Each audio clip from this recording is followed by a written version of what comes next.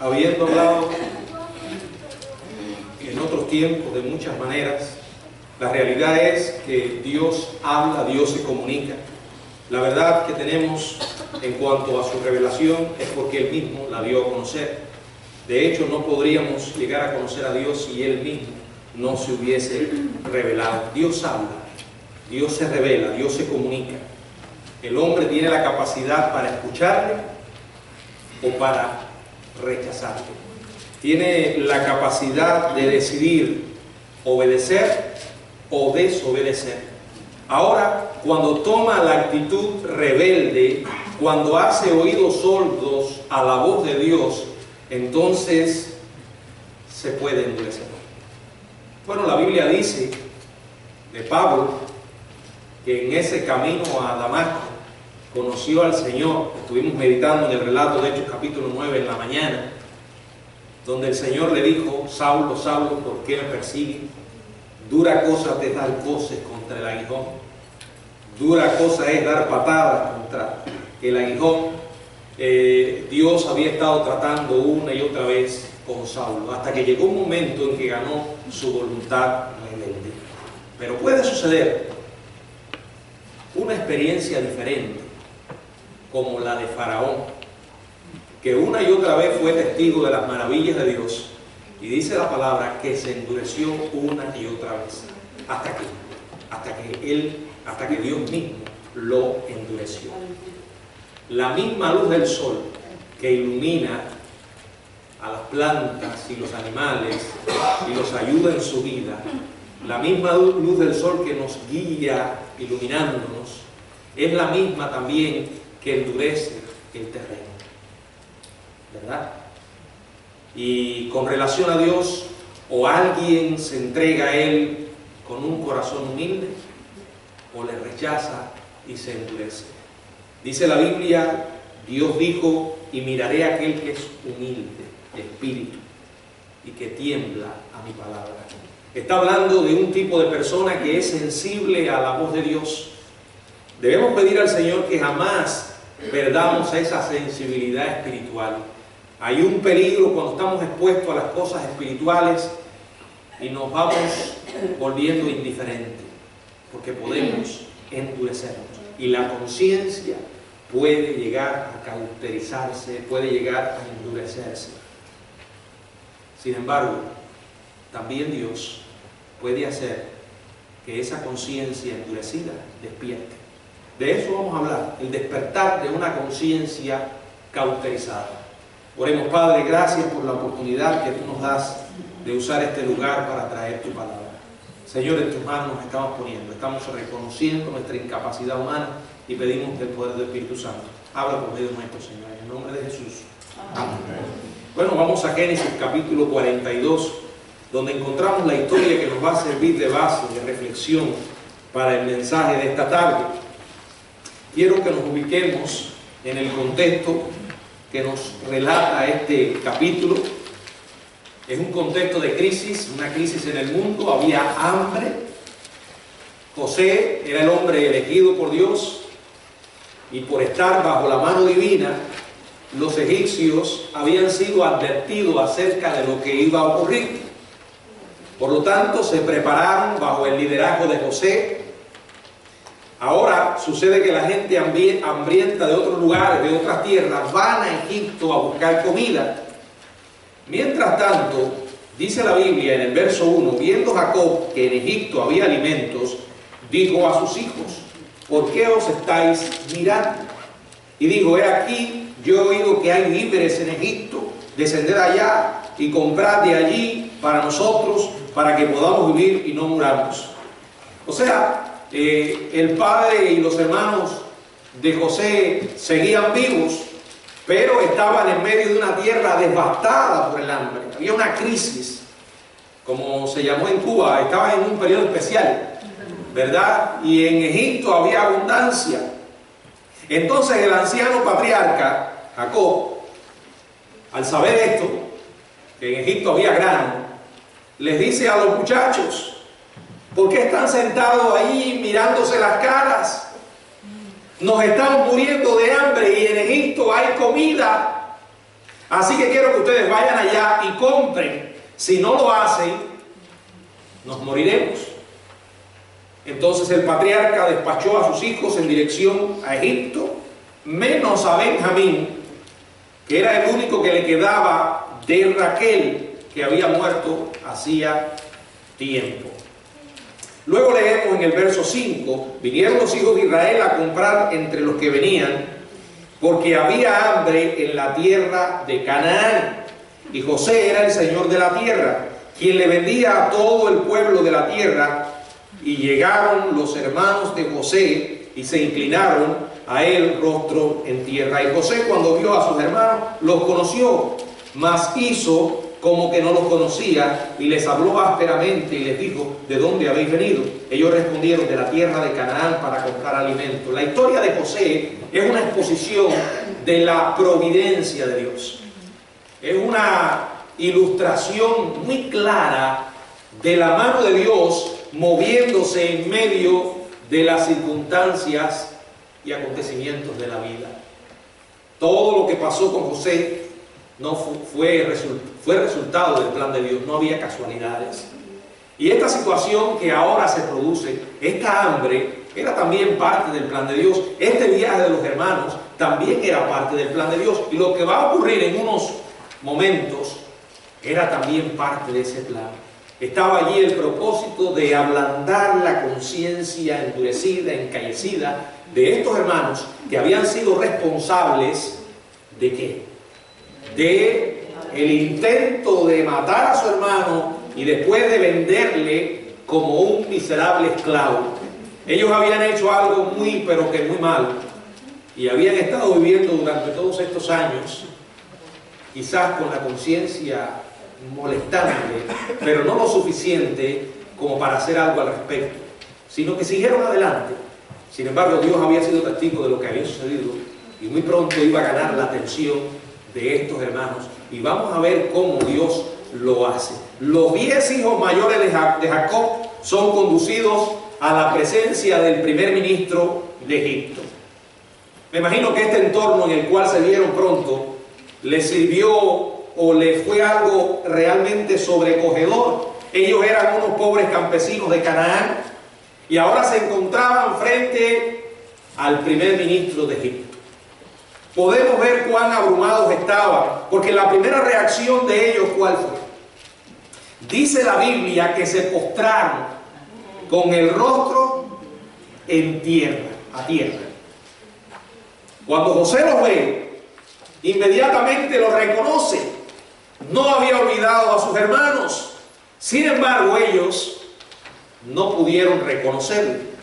El relato nos dice que los conoció, mas hizo como que no los conocía. Es más, fue más allá. Dice la Biblia que les habló ásperamente. O sea, les gritó: ¿de dónde vienen? Ahora, quiero que observen que la ausencia de resentimiento de José le permitió pensar de una manera creativa y hasta divertida. Miren el verso 9. Entonces se acordó José de los sueños que había tenido acerca de ellos y les dijo: espías sois, por ver lo descubierto del país habéis venido.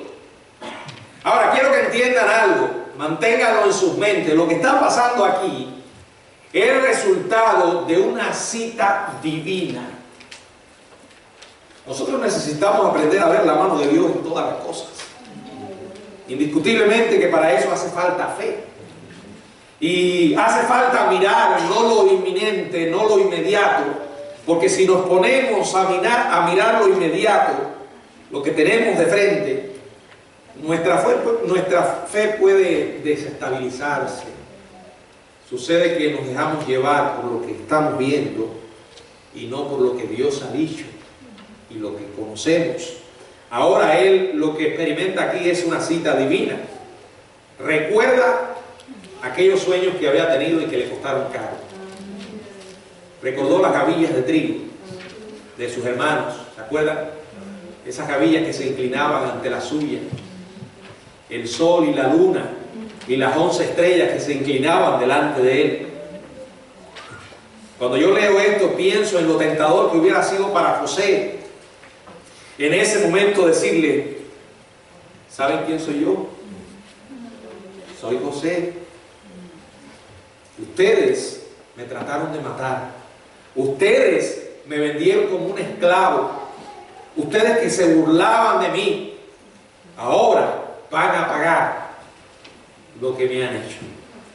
¡Qué oportunidad!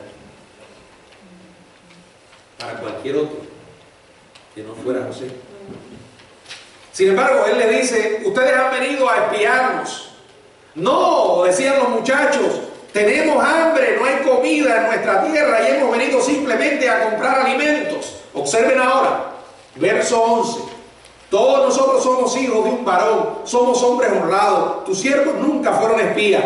Pero José le dijo: no, para haberlo descubierto del país habéis venido. Y ellos respondieron: tus siervos somos 2 hermanos, hijos de un varón en la tierra de Canaán. Y he aquí el menor está con nuestro padre y otro no parece. Y José les dijo: eso es lo que os he dicho, afirmando que sois espías. En esto seréis probados. Vive Faraón que no saldréis de aquí, sino cuando vuestro hermano menor viniere.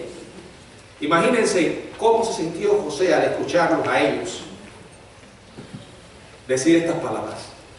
Recuerden, lo que quisieron decir ellos fue que para ellos ya José no existía. Es algo triste, y más cuando uno lo escucha de su propia familia. Por 3 veces José los acusó de ser espías. Ellos estaban temblando, asustados, y en medio de su temor dijeron lo que José quería escuchar. O sea, dieron una información muy importante para José. Le dijeron que su padre todavía estaba vivo y Benjamín también. Entonces José, pensando de una manera creativa, ¿y por qué pudo pensar de esta manera? Porque no era un hombre envenenado por el odio. No era un amargado, un resentido. Razones las tenía. Creo que si alguien en la historia humana ha tenido razón para odiar a otros, ese fue José. Sin embargo, se negó a hacerlo. Él prefirió ver todo como resultado de la mano de Dios y por eso llegó a donde llegó. No se paralizó por la autocompasión, la amargura. Siguió adelante. Y aquí les dice: solo hay una manera como ustedes pueden probar su inocencia. Solo hay una forma para probar que están diciendo la verdad y que no son espías. Quiero que me traigan ahora a su hermano más joven. Pero solamente uno de ustedes puede ir. Los demás se van a quedar aquí presos como rehenes. Luego de proponerles este plan, José los echó a todos en la cárcel por 3 días. Sin embargo, al tercer día cambia de plan y le ofrece retener como rehén a solo uno de ellos. El resto podía regresar a Canaán para traer a su hermano más joven. Verso 18 en adelante. Y al tercer día le dijo José: haced esto y vivid. Yo temo a Dios. Si sois hombres honrados, quede preso en la casa de vuestra cárcel uno de vuestros hermanos. Y vosotros id y llevad el alimento para el hambre de vuestra casa. Pero traeréis a vuestro hermano menor y serán verificadas vuestras palabras y no moriréis. Y ellos lo hicieron así. ¿A quién escoge José como rey? A Simeón. Y ordena que le pusieran grillete en presencia de sus hermanos. ¿Por qué eligió a Simeón? Bueno, pudiera haber pensado en escoger al primogénito. ¿Quién era el primogénito? Rubén. Pero ¿se acuerdan lo que había hecho Rubén? Rubén fue el hermano que trató de salvarle la vida en la cisterna cuando estaban confabulados contra él.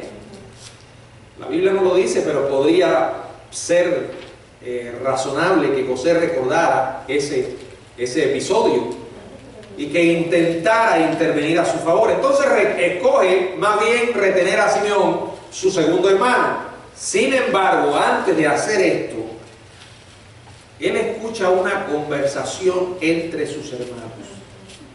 Ellos están conversando, asustados, recordando lo malo que habían hecho, lo están haciendo en hebreo, pensando que José no podía entender lo que hablaba. Ahora, quiero que le presten atención, porque en esta interesante conversación entre los hermanos encontramos lo que podemos llamar el despertar de una conciencia cauterizada o una conciencia endurecida.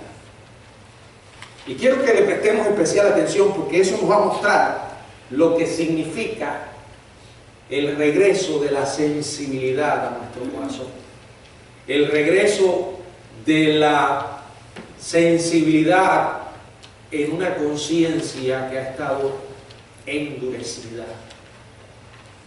Quiero que le prestemos especial atención, porque muchas veces nos salimos del camino eligiendo nuestro propio sendero, un sendero de desobediencia que nada bueno nos trae, a no ser según nuestra perspectiva. Pero desde la perspectiva de Dios hemos tomado el camino de la rebeldía, de la obstinación, y nuestra relación con Dios se va quebrando. De igual manera, aquellos que una vez, dos veces, muchas veces han escuchado el Evangelio y lo escuchan como una historia para niños o como un cuento para que otros se duerman, pero no para ellos, con total indiferencia escuchan el Evangelio. ¿Por qué? Porque mientras más uno se expone a la influencia divina y no la recibe, lo que podría ser un medio para su salvación se convierte en un medio para su condenación. Recuerden, la misma luz que ilumina endurece. La misma agua hirviente que ablanda una zanahoria puede endurecer un huevo, ¿verdad? Muchas veces ocurre esto.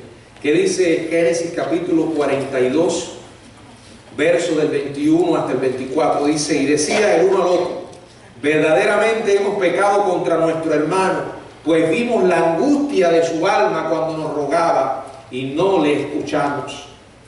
Por eso ha venido sobre nosotros esta angustia. Entonces Rubén le respondió diciendo: no os hablé yo y dije, no pequé contra el joven y no escuchasteis. He aquí también se nos demanda su sangre. Pero ellos no sabían que lo entendía José, porque había intérprete entre ellos. Verso 24 dice: y se apartó José de ellos y lloró. Después volvió a ellos y les habló, y tomó de entre ellos a Simeón y lo aprisionó en vista de ellos. Ahora piensen en esto. ¿Cómo llegaron ellos acá? Por una tragedia, por una crisis. Es triste que muchas veces el hombre solo responde en medio de la crisis. Si no hubiese existido el hambre, ellos no habrían ido a Egipto. Y si no hubiesen sido confrontados con José de la manera que él los confrontó, entonces no habría ocurrido lo otro. Pienso en el hijo pródigo, que un día le dijo a su padre: dame mis bienes que me voy a vivir la dulce vida. Y ustedes conocen la historia. Llegó un momento en que se le acabó el dinero y se acordó que era un ser humano. Entonces dice la palabra que sintió hambre, hubo hambre. Y entonces después volvió en sí. Si no hay un aguijón que nos esté allí recordando nuestra condición humana, muchas veces seguimos indiferentes. Y como he dicho, Dios sabe cómo ganar nuestra atención. Él diseña situaciones que no entendemos a veces. Pero miren, escuchen esto que le voy a decir, y es importante que lo guardemos. Lo más preciado para Dios no es que usted y yo vivamos en esta tierra una vida maravillosa. No es que vivamos en esta tierra una vida cómoda, como la podríamos llamar la dulce vida. Esa historia de vivir para siempre felices. No. A Dios le interesa la salvación de nuestra alma. Y va a hacer lo que tenga que hacer para ganar nuestra atención. ¿Qué gana nuestra atención? Bueno, lo que nos interesa en un momento determinado. ¿Y por qué algo se nos vuelve interesante? Por muchas razones. Y una de ellas es porque sucede que es lo que necesitamos. Nos damos cuenta que es lo que necesitamos. Imagínenselo de esta manera. Usted está viviendo una vida maravillosa, entre comillas, y un día pierde su trabajo. Se da cuenta que al perder su trabajo viene la necesidad económica y el tener que pagar los biles que no espera. Quizás mientras usted estaba plácidamente llevando su vida sin necesidad, tenía la tendencia a vivir indiferentemente. De pronto, cuando lo pierde algo todo y alguien le dice: mira, necesito que estés en tal lugar a tal hora porque quiero hablarte de un trabajo para ti. ¿Por qué es que la persona cae ahí con tanta rapidez? ¿Y por qué hace lo que tenga que hacer para que le den el trabajo? Porque tiene una necesidad. Y es que los seres humanos funcionamos de esa manera. Muchas veces, mientras no tenemos necesidad, nos vivimos indiferentes. Ellos llegaron a esto porque se vieron en esta situación. Ahora, el primer paso para activar la conciencia endurecida es responsabilizarnos de nuestra propia culpa personal. Los hermanos de José reconocieron que habían hecho mal. Todo comienza con el reconocimiento de que hemos hecho mal. Yo creo que uno de los grandes problemas para que la gente hoy se vuelva a Dios es la sociedad en la cual vivimos, que funciona de una manera torcida, enferma, en la que muchas veces se trata de evadir la responsabilidad que tienen los seres humanos por sus acciones y se intenta justificar lo malo. Entonces el ser humano vive creyéndose que es bueno, que no tiene nada malo de qué arrepentirse, y entonces se pone a pensar: bueno, si soy malo, entonces ¿cómo puedo llamar a Hitler o a Osama Bin Laden o a cualquier otro personaje que en la historia quedó registrado como un monstruo? Si usted compara con ese tipo de personas, vas a ser bueno. Pero si nos medimos con el estándar de Dios, no hay justo ni a uno. El Señor lo dijo: si vosotros siendo malos sabéis dar buenas dádivas a vuestros hijos. Somos malos. Y todo comienza con un reconocimiento de la maldad humana, de nuestra culpa. La palabra más difícil hoy de pronunciar es: soy culpable. Es mi culpa. ¿Qué hizo Adán? ¿Qué hicieron Adán y Eva cuando fueron confrontados con la realidad de su pecado? Ahí empezó a manifestarse la naturaleza depravada del hombre. No fue ella, no fue la serpiente y él dijo: fue la mujer que tú me diste, dijo Adán. Tú fuiste el culpable. O sea, el culpable va a estar en otro lugar menos en mi persona. Miren, los hermanos no culparon a su padre por ser pasivo. Tampoco le echaron la culpa aquí en este momento. Tampoco culparon a José por, según ellos, ser un arrogante o el nene de papá. No. No excusaron su falta diciendo tampoco que eran muy jóvenes para saber lo que hacían. ¿No han oído eso muchas veces? Pero es apenas un niño y no sabe lo que hace. Y entonces salen los abogados a defender al delincuente. Tiene un problema mental, lo maltrataron y reaccionó de esa manera porque tuvo un mal hogar. Bueno, todos tenemos situaciones específicas, pero esas no justifican el que tomemos una senda torcida. Ahora, ellos dijeron: verdaderamente hemos pecado. Las maravillas que puede hacer 3 días en una cárcel. Ahora, no fue por estar 3 días en una cárcel, sino porque Dios estaba trabajando en esa circunstancia. Nosotros queremos bendiciones para nuestra vida y para nuestros familiares, ¿verdad que sí? Y pedimos que el Señor nos bendiga y bendiga a nuestra familia. Pero cuando se trata de que tenemos familias endurecidas a Cristo, se nos olvida que para traerlos a los pies del Señor, muchas veces Dios tiene que permitir experiencias desagradables. Ellos 3 días en la cárcel los hicieron entender, comprendieron que el castigo que tenían se lo merecían, admiten su culpa. Fíjense también que hablaron: nosotros ignoramos la angustia de su alma cuando nos pedía compasión, nosotros le echamos en la cisterna, lo vendimos como esclavo, todavía podemos ver esos ojos, su rostro se nos aparece para perseguirnos. O sea, aquí yo veo a alguien haciendo una admisión franca de su pecado. Me hace recordar las palabras de David: contra ti solo he pecado y he hecho lo malo delante de tus ojos. Cuando una persona está por el camino del arrepentimiento, no justifica lo malo, no busca un culpable, no tiene expectativas, solo fallé, soy el único responsable de lo que ha pasado. Cuando uno ha hecho algo malo a alguien y no ha pasado por el proceso de arreglar las cosas con su prójimo y con Dios, cuando uno no ha encarado su falta por completo, se convierte en víctima de la misma angustia que le produjo a esa persona. Y es lo que vemos aquí. Este delito de los hermanos tenía más de 20 años. Sin embargo, todavía recordarlo los angustiaba, porque el tiempo no borra la angustia, la culpa. No podemos escapar de los recuerdos de nuestra culpa. Y yo me pregunto, ¿qué habrá sentido José cuando oyó estas palabras? Cuando vio a sus hermanos allí admitir su culpa. Dice la Biblia que tuvo que salir para poder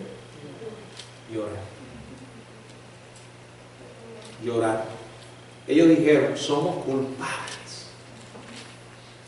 Están de pie ante su hermano José y este ve cómo comienzan a quebrarse, cómo comienzan ellos a ablandarse.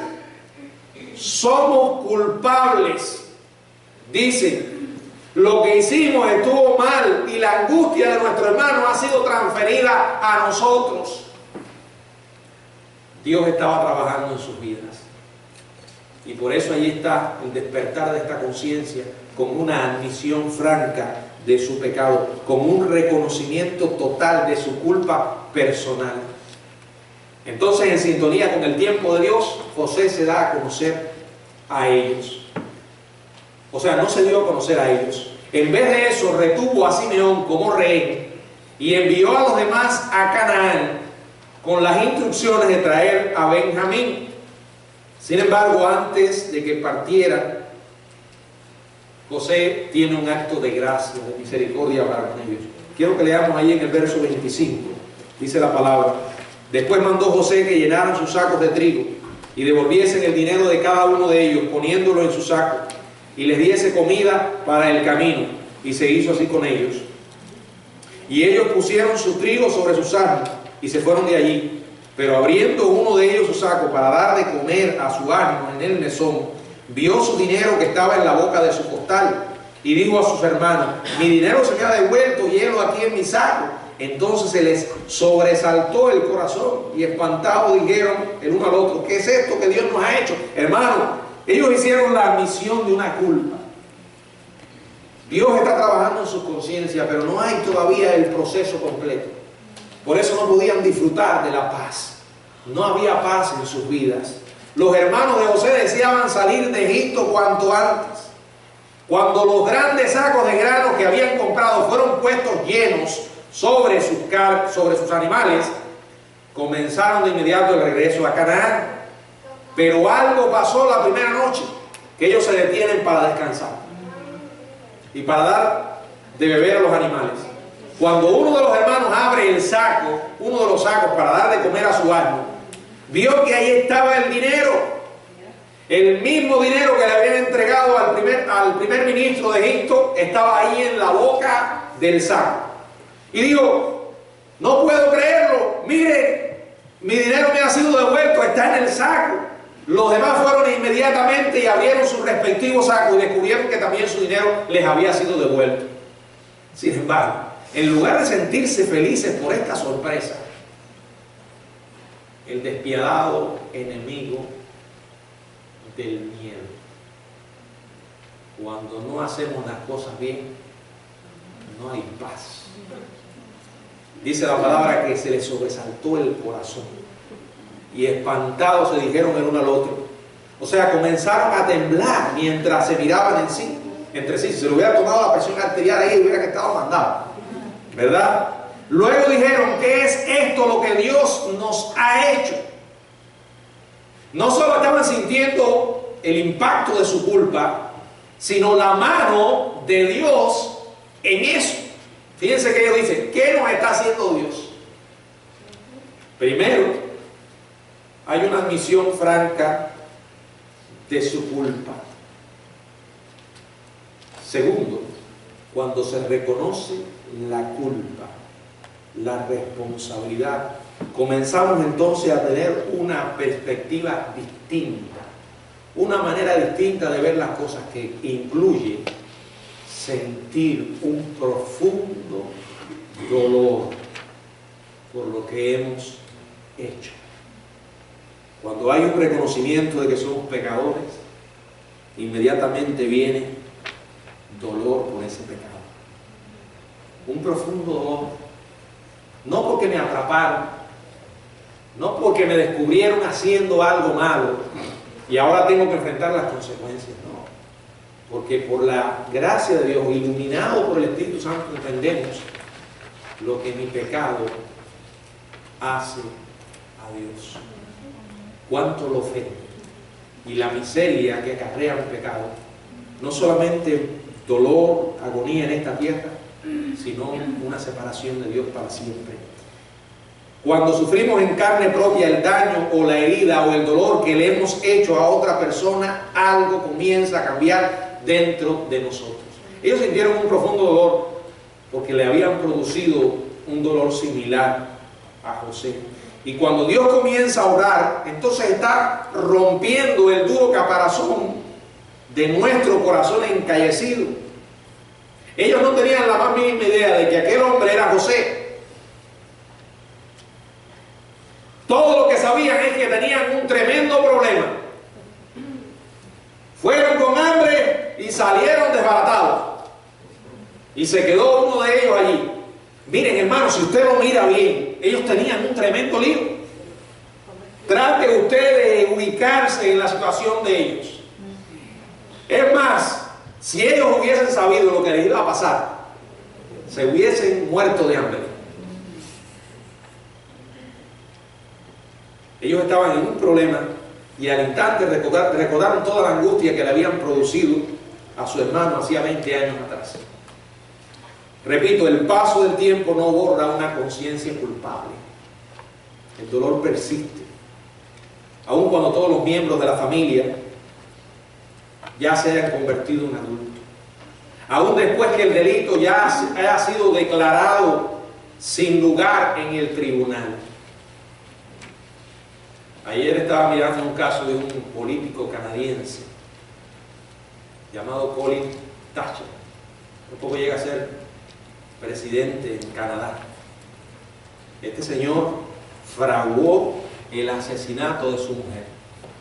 Él mismo la asesinó, porque tenía un problema por la custodia de los hijos y no estaba dispuesto a perderla. Entonces se disfrazó y mató a la mujer. Al final lo descubren y lo meten preso.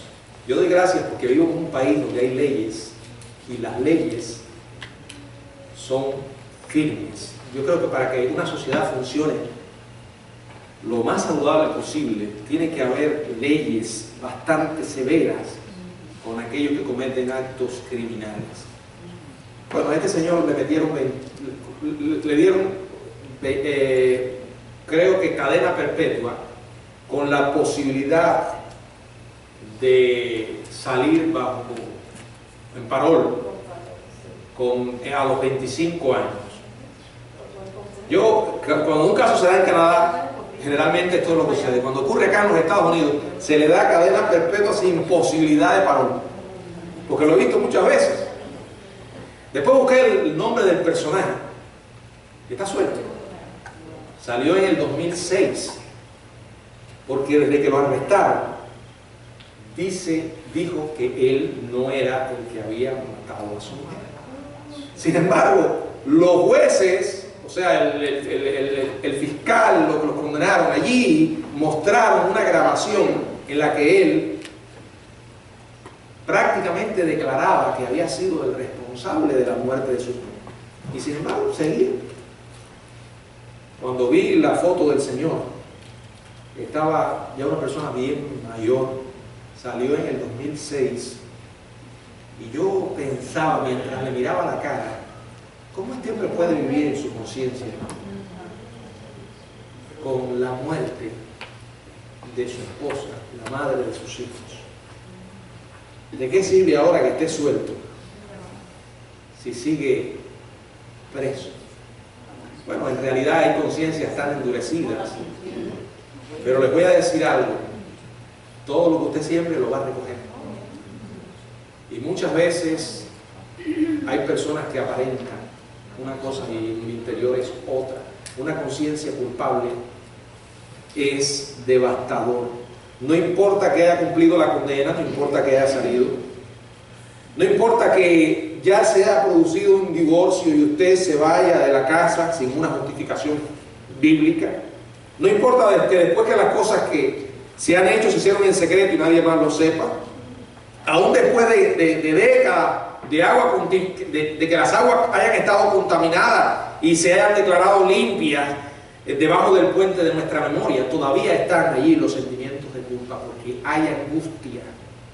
Y eso es parte del quebrantamiento de la voluntad.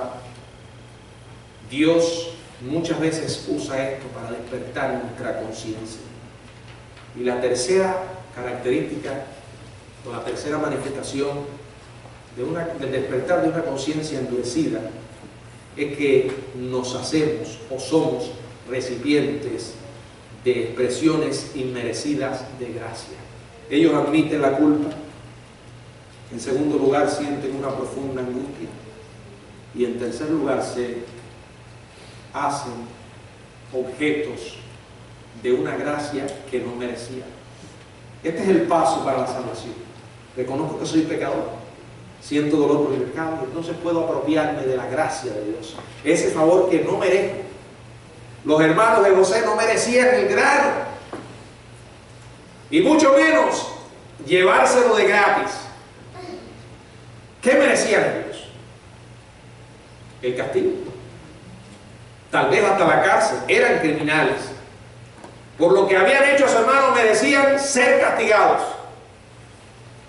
Y en vez de eso, habían terminado quedando libres con los sacos llenos de grano y todo el dinero devuelto. Honestamente, ellos merecían estar en la lista negra de José. Pero él no tenía esta lista. Ese era el gran problema. ¿Se acuerdan del copero? Había estado en la prisión por 2 años más, porque humanamente hablando, el copero, cuando salió, se olvidó de José.